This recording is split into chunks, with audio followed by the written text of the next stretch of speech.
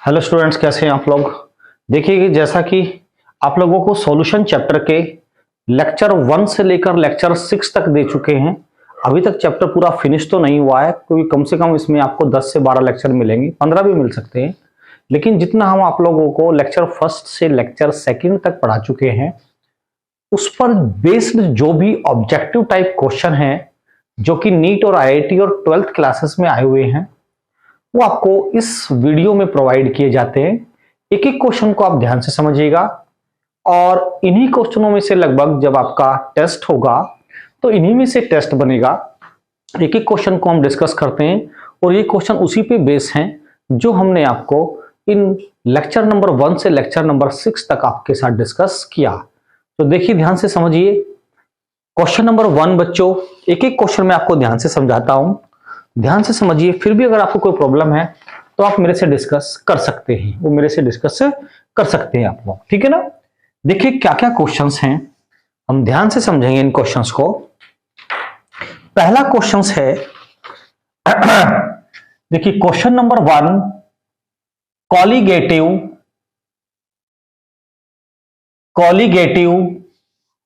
Properties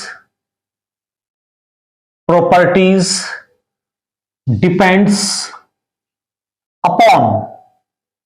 colligative properties depends upon. एक एक question को ध्यान से समझेंगे। ऑप्शन नंबर ए कहता है nature of solute particle. Nature of solute particle. B कहता है nature of solvent particle. C option है नंबर ऑफ सॉल्यूट पार्टिकल। और डी ऑप्शन है नन ऑफ दीज, यानी कि कोई भी नहीं। देखिए ध्यान से समझिए बच्चों क्वेश्चंस को, ठीक है। पहली बात, कॉलीगेटिव प्रॉपर्टीज होती क्या है, इसको समझिए ध्यान से। हमने आपको पढ़ाया था कॉलीगेटिव प्रॉपर्टीज 4 टाइप्स की होती हैं। क्या होती है बच्चों? 4 टाइप्स की होती हैं, ठीक है। जो पहली कॉलीगेटिव प्रॉपर्टी होती है वो होती है, हमने आपको बताया था, देखिए ध्यान से, osmotic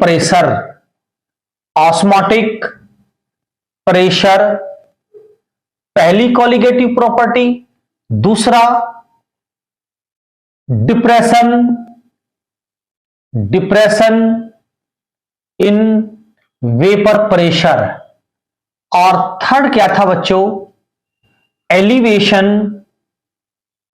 in boiling point. Elevation in boiling point. देखिए 4 था depression in freezing point. Depression in freezing point. हमने कहा था there are 4 types of colligative properties. Clear बच्चों? अब देखिए ध्यान से, ये क्वेश्चन है कॉलीगेटिव प्रॉपर्टी डिपेंड्स ऑन। देखिए मैंने चारों लिख दिया, इससे बहुत सारे क्वेश्चन सॉल्व होंगे आपके। मान लीजिए मेरे पास कोई सॉल्यूशन है, इसमें मेरे पास ये सॉल्वेंट है, दिस इज सॉल्वेंट। इसमें मैंने कोई सॉल्यूट डिसॉल्व किया, तो जो कॉलीगेटिव प्रॉपर्टीज हैं, जो चारों की चारों हैं, ये डिपेंड करती हैं नंबर ऑफ सॉल्यूट पर।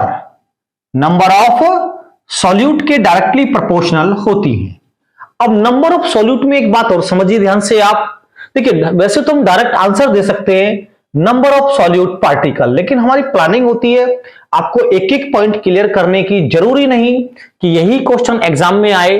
वैसे ये नीट क्वेश्चन में आया हुआ क्वेश्चन है बच्चों, 2021 में नीट में आया था ये। लेकिन हमारी प्लानिंग होती है कि आपको हर पॉइंट के बारे में बताया जाए। क्वेश्चन कोई भी बन सकता है, कॉन्सेप्ट क्लियर होना चाहिए। तो नंबर ऑफ सॉल्यूट पर डिपेंड कर सकती है। अभी जो सॉल्यूट है ये पोलर भी हो सकता है प्लस नॉन पोलर भी हो सकता है। बात क्लियर? अगर ये पोलर है तो मॉलिक्यूल्स पर डिपेंड करती है, और नॉन पोलर है, अगर ये पोलर है तो बच्चों ये आयंस पे डिपेंड करती है। किस पर? आयंस पर। और नॉन पोलर है तो ये मॉलिक्यूल पर डिपेंड करती है। और दोनों को कंबाइंडली हम कह देते हैं बच्चों number of solute particle.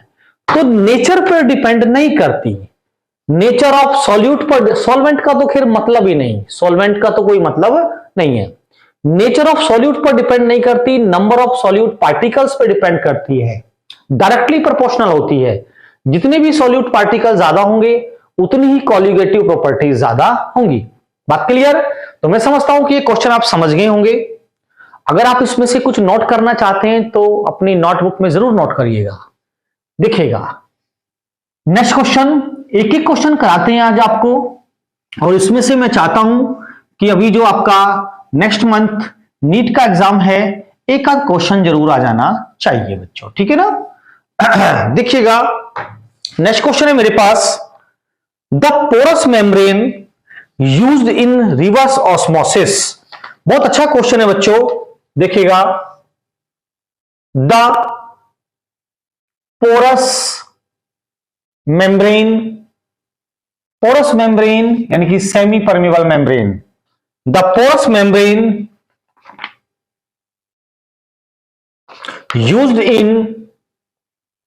used in reverse osmosis, reverse osmosis. A point है बच्चों, देखिएगा, सेल्यूलोज एसीटेट। बी है हमारे पास पोटेशियम नाइट्रेट, और सी ऑप्शन है हमारे पास मर्क्यूरिक आयोडाइड, मर्क्यूरिक आयोडाइड, और डी ऑप्शन है बच्चों स्टार्च। बहुत अच्छा क्वेश्चन है, आईआईटी 2019 का आया हुआ क्वेश्चन है। तो देखिए कैसे करते हैं बच्चों इसको, हम ध्यान से सुनिए। पहली बात तो ये रिवर्स ऑस्मोसिस होता क्या है, इसको डिस्कस करते हैं। देखिए सबसे पहले हम एक डायग्राम ड्रॉ करते हैं। डायग्राम को जरा ध्यान से समझिए, मैं थोड़ा छोटा डायग्राम बना रहा हूं, आप इसमें डिस्कस कर लेंगे हम लोग। हमारे पास ये एक वेसल है, इस वेसल को हमने दो पार्ट में डिवाइड कर दिया through the semi permeable membrane यानी कि पोरस मेम्ब्रेन, एसपीएम। इधर हमने क्या लिया, फ्रेश वाटर लिया। देखिए ध्यान से, this is fresh water, fresh water, और इधर हम लेते हैं सी वाटर। ध्यान से समझ के चलेंगे आप लोग, ये रिवर्स ऑस्मोसिस का टॉपिक आपका क्लियर हो जाएगा, जिसको आगे वैसे हम वीडियो में डिस्कस करेंगे, लेकिन यहीं पे क्लियर कर देते हैं। This is sea water. Sea water का मतलब इंप्योर वाटर, साल्ट भी है इसमें। देखिए यहां पर हम एक इसको इंस्ट्रूमेंट को ऐसे बनाते हैं, यहां पर बच्चों एक पिस्टन लगा देते हैं। इस पिस्टन से क्या किया जाता है कि इस सॉल्यूशन पर हम एक प्रेशर एक्सर्ट करते हैं, ये एक पिस्टन लेते हैं, clear, this is piston, pressure exerted by A piston, clear. और यहां से जो फ्रेश वाटर होगा हम उसको अलग कर लेंगे, फ्रेश वाटर को। यही मेथड होता है हमारे पास फ्रेश वाटर को सेपरेट करना। देखिए ध्यान से, अब हमारे पास जो प्रेशर है, जो हम प्रेशर लेंगे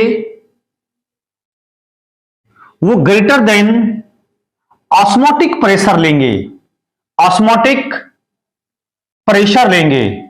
देखिए ध्यान से, this is reverse osmosis, short में इसको हम आरओ कहते हैं। क्या बच्चों, आरओ जो हम घरों में यूज करते हैं। देखिए वाटर को प्यूरिफाई करने के लिए तीन प्रॉब्लम्स होती हैं, तीन तरह की इंप्योरिटीज होती हैं। एक फिजिकल इंप्योरिटीज होती हैं, धूल मिट्टी पत्थर कंकड़ ये फिजिकल सब्सटेंसेस होती है। एक केमिकल इंप्योरिटीज होती हैं, जैसे फ्लोरीन होती है, कैल्शियम ऑक्सलेट्स होते हैं, मैग्नीशियम कार्बोनेट्स होते हैं, बाइकार्बोनेट्स होते हैं। ये केमिकल इंप्योरिटीज होती है। एक बायोलॉजिकल इंप्योरिटी भी होती है, जैसे वायरस और बैक्टीरिया वगैरह होती है। तो वाटर को प्यूरिफाई करने के लिए काफी लॉन्ग प्रोसेस होता है। ये रिवर्स प्रोसेस हम आपको, तो देखिए स्टूडेंट्स, तो जो सी वाटर को प्यूरिफाई करने का ये आरओ मेथड होता है, इस सी वाटर में क्या है, सॉल्ट है प्लस वाटर है।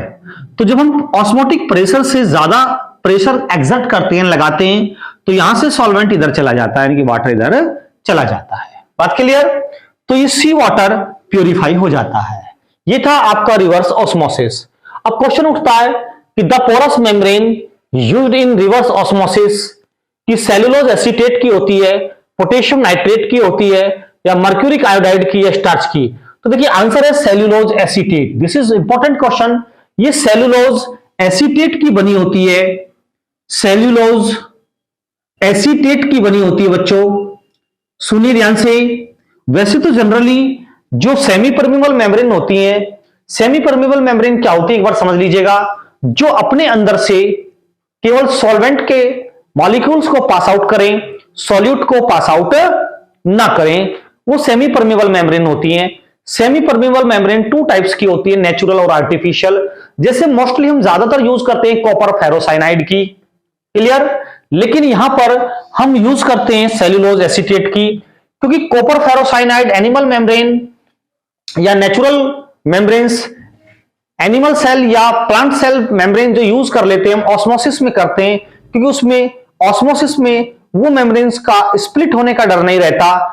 लेकिन अगर हम इस रिवर्स ऑस्मोसिस में वो मेम्ब्रेन यूज करें तो वो फट जाती हैं, स्प्लिट होने का डर रहता है। तो इसलिए इसमें कॉपर फेरोसाइनाइड की यूज ना करके हम सेल्यूलोज एसीटेट की पोरस मेम्ब्रेन यानी कि सेमी परमेबल मेम्ब्रेन यूज करते हैं। क्यों? क्योंकि प्रेशर हम ऑस्मोटिक प्रेशर से ज्यादा लगाते हैं, तो जिससे कि वो फटे ना, स्प्लिट ना हो। तो मैं समझता हूं क्वेश्चन समझ में आया होगा। तो चलिए ध्यान से नेक्स्ट क्वेश्चन डिस्कस करते हैं बच्चों। देखिए आज आपको एक एक क्वेश्चन बहुत डीपली लेके चल रहे हैं हम लोग, इसको ध्यान से समझते रहिएगा। देखिए ध्यान से क्वेश्चन नंबर 3 डिस्कस करेंगे बच्चों। देखिए क्वेश्चन नंबर 3 क्या कहता है, which inorganic precipitate act as semi permeable membrane. देखिए ध्यान से, नेक्स्ट क्वेश्चन है विच इनऑर्गेनिक प्रेसिपिटेट यानी कि PPT act as semi permeable membrane. पहला है कैल्शियम सल्फेट, ए ऑप्शन है बच्चों कैल्शियम सल्फेट, और बी ऑप्शन है मेरे पास बेरियम ऑक्सिलेट,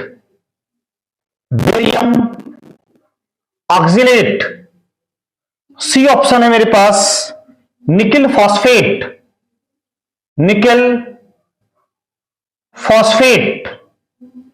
और बच्चों डी ऑप्शन है copper ferrocyanide.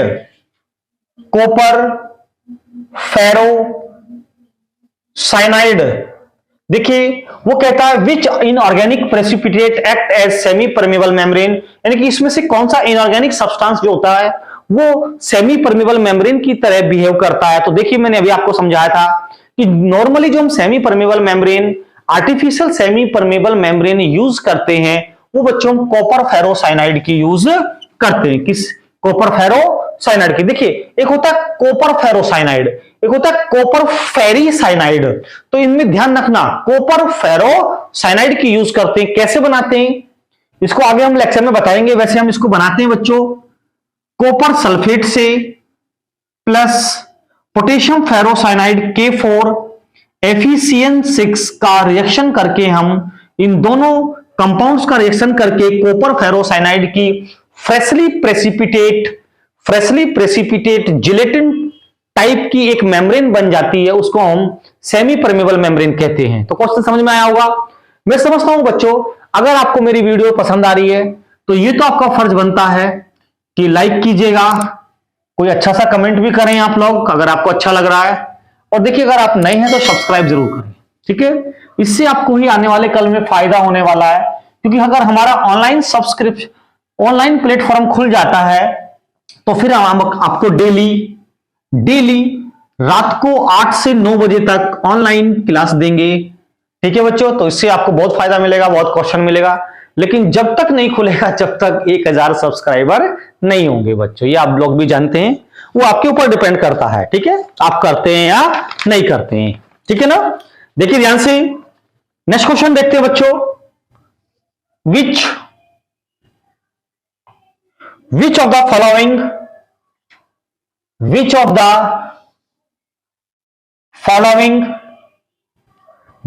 following is depend on temperature, is depend on temperature? कौन टेम्परेचर पर डिपेंड करता है? ए है मोलैलिटी, बी है मोलैरिटी, और सी है mole fraction,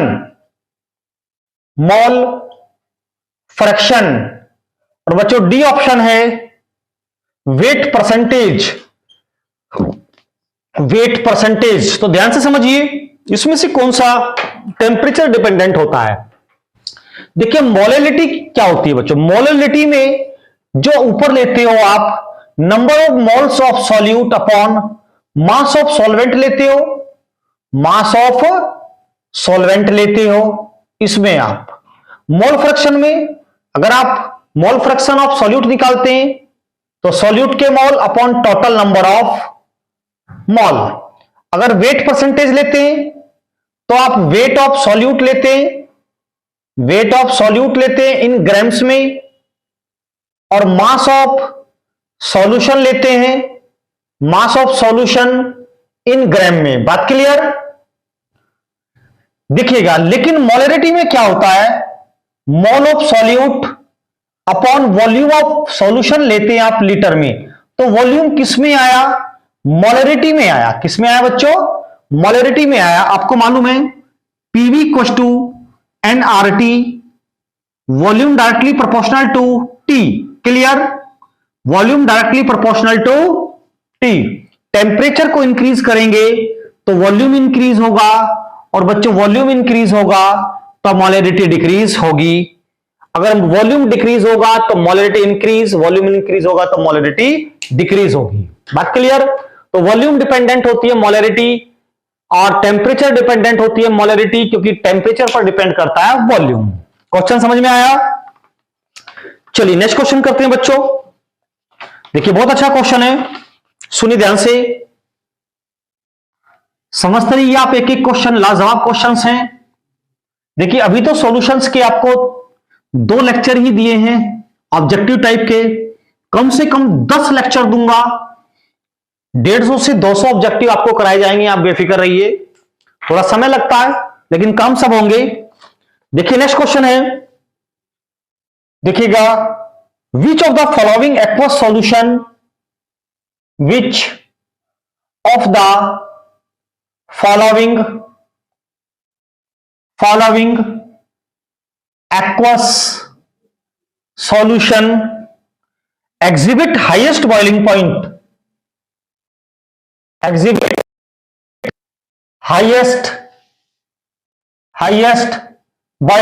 BPT, highest boiling point। ए देखिए आप, ठीक है, ए 0.01 m NaSO4, बी देखिए आप 0.01 m KNO3, अब सी देखें 0.015 m यूरिया, अब डी देखिएगा 0.015 m ग्लूकोज। ग्लूकोज। देखिए ध्यान से, पहली बात तो देखिए ध्यान से बेटा, which of the following exhibit highest boiling point. Highest boiling point का मतलब हो गया elevation in boiling point. High का मतलब एलिवेट करना। मैंने कहा था कि जो कोलिगेटिव प्रॉपर्टीज होती हैं नंबर ऑफ आयंस पे डिपेंड करती है, नंबर ऑफ मॉलिक्यूल्स पे डिपेंड करती हैं। देखिए यूरिया का फॉर्मूला होता है बच्चों NH2CO NH2, तो एक ही मॉलिक्यूल है। ग्लूकोज का C6H12O6 एक ही मॉलिक्यूल है। इसको आयनाइज करें तो K plus NO3 minus 1/2 factor I = 2। देखिए अभी बताऊंगा 1/2 फैक्टर क्या होता है बेटा, 2Na plus SO4 minus minus. देखिए ये दो तो हो गए नॉन इलेक्ट्रोलाइट और ये हो गए बच्चों इलेक्ट्रोलाइट। 1/2 फैक्टर इलेक्ट्रोलाइट पर डिपेंड करता है, इसके लिए I 3 हो गया, 2 और 1 3, 2 तो Na के और 1 SO4 का, 3 हो गए। तो नंबर ऑफ आयंस कितने हो गए इसमें, 3 हो गए बच्चों। कितने हो गए, 3। और मैंने कहा था कोलिगेटिव प्रॉपर्टीज किस पे डिपेंड करती हैं, नंबर ऑफ सॉल्यूट पार्टिकल। और सॉल्यूट पार्टिकल में मॉलिक्यूल भी हो सकते हैं, आयंस भी हो सकते हैं। तो जिसमें ज्यादा सॉल्यूट होंगे, नंबर ऑफ सॉल्यूट पार्टिकल्स ज्यादा होंगे या नंबर ऑफ आयंस ज्यादा होंगे, वही हाईएस्ट बीपी शो करेगा। तो I = 3, I = 2, 1 1। तो सबसे ज्यादा ये होगा which of the following aqua solution exhibit highest BP. Highest boiling point किसका होगा, जिसका I ज्यादा होगा। और I क्या होता है, number of ions present in electrolyte. Clear. तो ये क्वेश्चन समझ में आ गया होगा, बहुत अच्छा क्वेश्चन है। ऐसे क्वेश्चन मैं आपको नेक्स्ट वीडियो में कम से कम 10 से 15 क्वेश्चन कराऊंगा, क्योंकि मैंने अभी रेगुलर क्लास में 1/2 फैक्टर को डिस्कस नहीं किया है, तो इसलिए ये क्वेश्चन आ गया था। तो कल टेस्ट है, इसलिए टेस्ट को ध्यान में रखते हुए मैंने आपको उसमें थोड़ा सा आपको हिंट दिया और समझाया। देखिए ध्यान से स्टूडेंट्स, नेक्स्ट क्वेश्चन है, बहुत अच्छा क्वेश्चन, फिर दोबारा ऐसा ही आ गया। देखिएगा question, which is not affected by, which is not affected by temperature. Temperature से कौन अफेक्ट नहीं होता, ए नॉर्मेलिटी। देखिए ध्यान से, नॉर्मेलिटी। बी देखें आप, फॉर्मेलिटी, फॉर्मेलिटी। सी देखिए आप, मोलरिटी, मोलरिटी। और डी देखिए आप, मोलेलिटी। देखिए टेम्परेचर से जो इफेक्टेड नहीं होता वो मोलेलिटी नहीं होता, क्योंकि मोलेलिटी में क्या होता है, मोल्स ऑफ सॉल्यूट होते हैं बच्चों पर, और नीचे होता है mass of solvent. Mass of solvent और मास टेम्परेचर पर डिपेंड नहीं करता। अभी आपको समझाया था PV = nRT, वॉल्यूम पे डिपेंड करता है, वॉल्यूम पर डिपेंड करता है टेम्परेचर, या टेम्परेचर वॉल्यूम पर इफेक्टेड होता है। तो इसमें भी नीचे वॉल्यूम आता है, इसमें भी वॉल्यूम आता है, इसमें भी वॉल्यूम आता है। बात क्लियर। तो देखिए ये क्वेश्चन भी आपको समझ में आया होगा। नेक्स्ट क्वेश्चन देखते हैं हम बच्चों, एक एक क्वेश्चन आपको ध्यान से समझिए आप लोग, कोई भी प्रॉब्लम हो तो मेरे से डिस्कस करिएगा। तो देखते हैं बच्चों नेक्स्ट क्वेश्चन क्या है।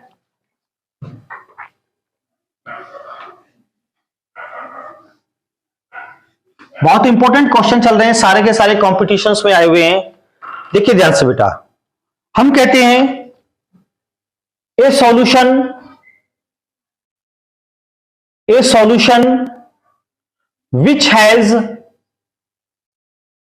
which has lower osmotic pressure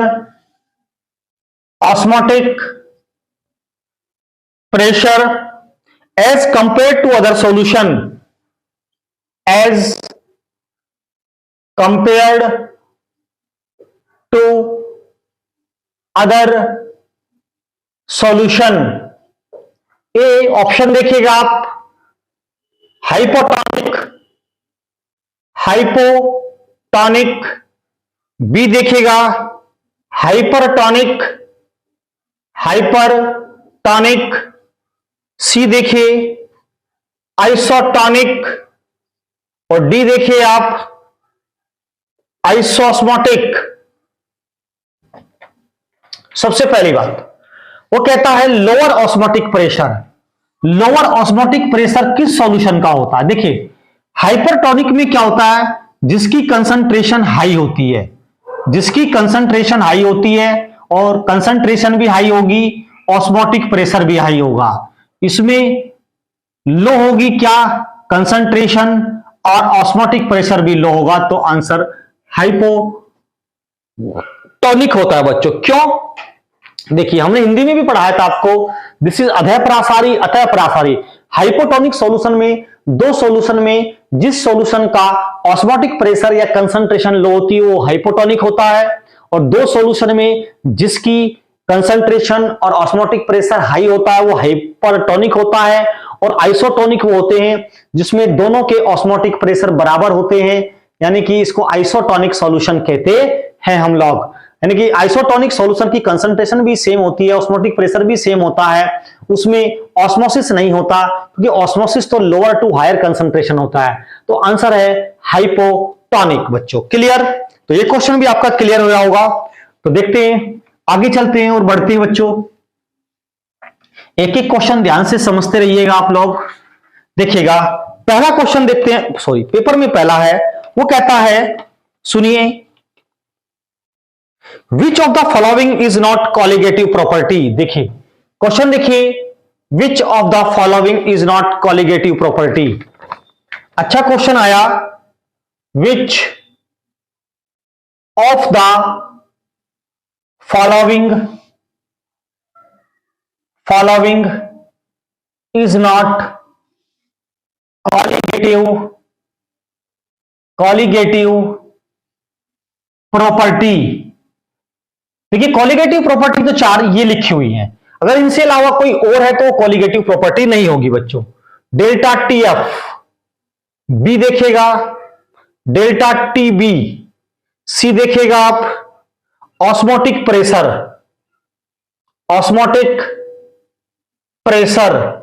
और डी देखेगा आप केबी। जरा ध्यान दें, ऑस्मोटिक प्रेशर तो कॉलिगेटिव प्रॉपर्टी है। डेल्टा टीएफ क्या है बच्चों? एली डिप्रेशन इन फ्रीजिंग पॉइंट, ये भी कॉलिगेटिव प्रॉपर्टी है। डेल्टा टीबी क्या है? एलिवेशन इन बॉइलिंग पॉइंट, ये भी कॉलिगेटिव प्रॉपर्टी है। ये केबी क्या है बच्चों? केबी तो कांस्टेंट है। ये क्या है? मोलल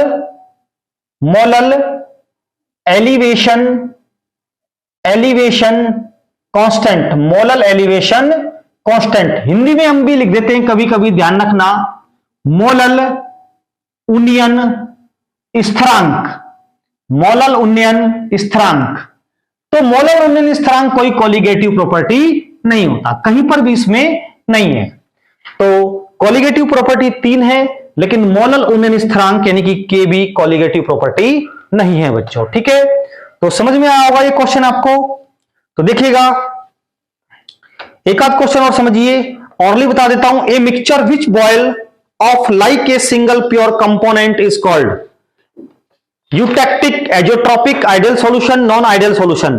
तो जो कांस्टेंट बॉइलिंग टेम्परेचर के सॉल्यूशन होते हैं वो एजियोट्रॉप होते हैं। क्या होते हैं बच्चों? एजियोट्रॉप होते हैं। बात क्लियर हो गई। दूसरी बात कि आज आपको ये लेक्चर समझ में आया होगा, ये वीडियो समझ में आया होगा। तो मैं समझता हूं कि ये वीडियो अगर आपको अच्छा लगा, समझ में आया, तो चैनल को सब्सक्राइब करिएगा और वीडियो को लाइक करिए।